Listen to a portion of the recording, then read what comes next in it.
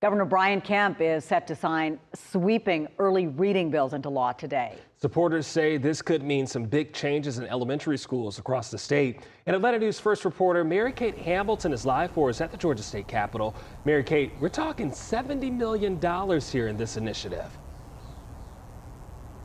That's right. This is a significant piece of legislation, and it did have widespread support. This passed unanimously in both the House and the Senate back on March 31st. And now the Georgia Early Literacy Act could become law today, pending Governor Brian Kemp's signature. Now, this was for many lawmakers a priority this legislative session, with a focus on getting children reading early in kindergarten through third grade.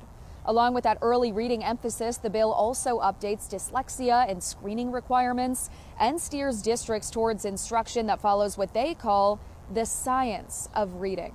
But the biggest change many parents may see day to day, the bill calls for a full-time literacy coach in every school.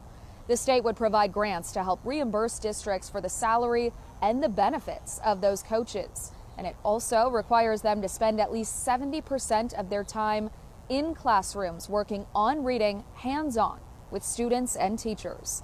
And while the focus is on our younger learners, advocates say the impact would be long-lasting.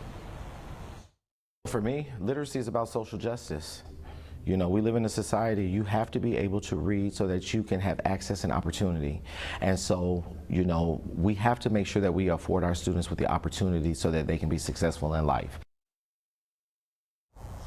But of course, nothing is official until the ink is dry. So we are watching for the possibility of Governor Kemp's signature on this bill coming up later today. For now, live at the Georgia State Capitol, Mary Kate Hamilton, Atlanta News First.